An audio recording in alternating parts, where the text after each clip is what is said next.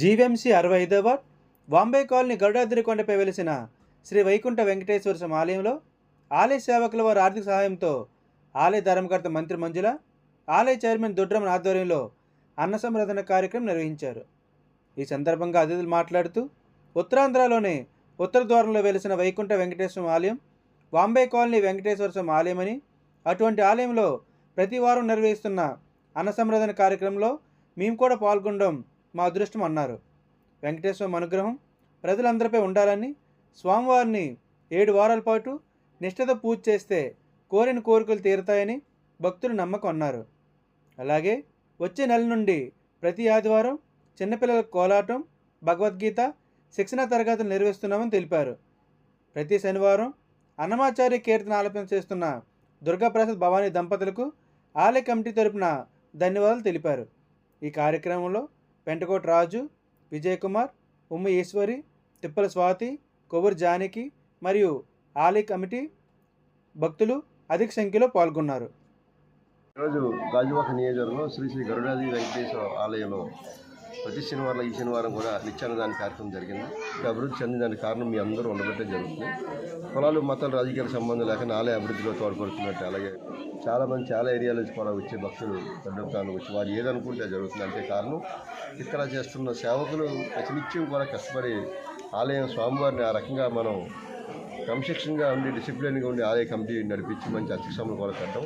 వారు కూడా 7 వారాలు ఏదైతే అనుకున్నారో మనసులో అనుకున్న వెంటనే 7 వారాలు ఇందాక ఎవరో రాజమండ్రి వాడపల్లి వెళ్తూ కూడా ఈశ్వరు గారికి ట్రైన్లో కలిశారట.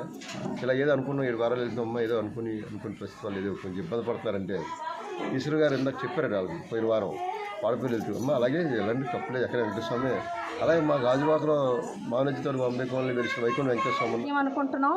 కాబట్టి మీరు అడిగిందే కాక అడగంది కూడా ఇచ్చేటటువంటి స్వామి ఈ వాంబే కాలనీలో ఈ గరుడాద్రి వెంకటేశ్వర స్వామి ఉన్నారు అంటే ప్రతి ఒక్కరు కూడా మన ఆపదలు మొక్కులు వాడు అంటే మీకు ఆపదలు వచ్చినప్పుడే నన్ను పిలవకండి, ఆపదలు రాకుండా కూడా నేను ముందుండి నడిపించి మిమ్మల్ని తీసుకుని వెళ్తున్నాను ముందుకనేటటువంటి స్వామి.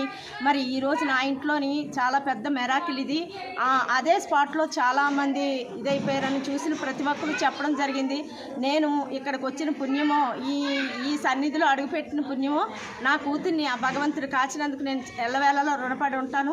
నేను సేవకి స్వామికి సేవ నా ఓపిక నా శరీరం ఉన్నంత వరకు స్వామి మీ సేవలో నేను ఉంటాను అనుకున్నాను. అలాగే ప్రతి ఒక్క భక్తులు కూడా ఈ గరుడాద్రి వెంకటేశ్వర స్వామి ఆలయానికి వచ్చిన ప్రతి ఒక్క భక్తులు కూడా ఆయన ఆశీస్సులు, ఆయన తాలూకు ఆశీర్వాదాలు తీసుకుంటూ మన కుటుంబం కూడా పేరు ప్రఖ్యాతులతో ఉంటున్నామంటే హేళన కూడా చేశారు. వాంబే కాలనీలో వెంకటేశ్వర స్వామి అంటే వాంబే కాలనీ అంటే ఒక మాస్ ఏరియా, మాస్ ఏంటి క్లాస్ ఏంటంటే హిందువులను అందరు లేడని ఎక్కడ సందేహం లేదు కదా. అటువంటప్పుడు ఒకసారి ఎప్పుడైతే దేవాలయాన్ని ఎవరైతే వచ్చి వీక్షిస్తున్నారో వాళ్ళ ఆలోచనలు అన్నీ తప్పు, వీళ్ళు చాలా ఇంత ఘనంగా చేస్తున్నారు. ప్రతి శనివారం అసలు అన్న సమాధానానికి ఎక్కడి నుంచి వస్తుంది, ఎవరు తెస్తున్నారు, ఎవరు తెచ్చినా తేకపోయినా ఆయన నేను ముందుండి నడిపిస్తానని నడిపించడం అది ఒక మహాభాగ్యం. అలాగే ప్రతి ఆదివారం కూడా అవకాశం ఉంటే తల్లిదండ్రులు ప్రతి ఒక్కరు కూడా పేర్లు నమోదు చేసుకొని మీ పిల్లల వయసు ఆధార్ కార్డు వీలైతే ఇవ్వండి.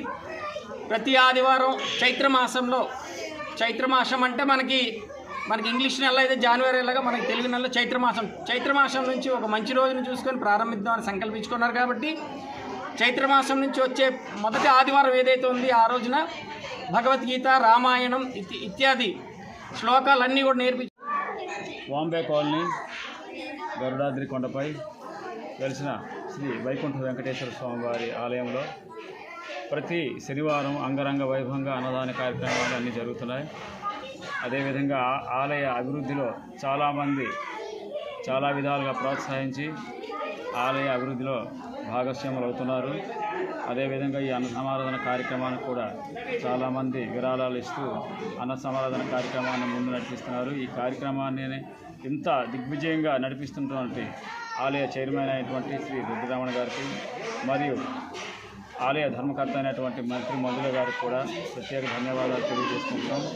అదేవిధంగా ఈ ఆలయ అభివృద్ధితో పాటు ఆలయంలో సాంస్కృతిక కార్యక్రమాలు, నెక్స్ట్ పిల్లలకి అంటే స్కూల్ అంటే భగవద్గీత లాంటివి నేర్పించడం కోసం అనే కార్యక్రమాలు ప్రారంభించడం జరుగుతుంది.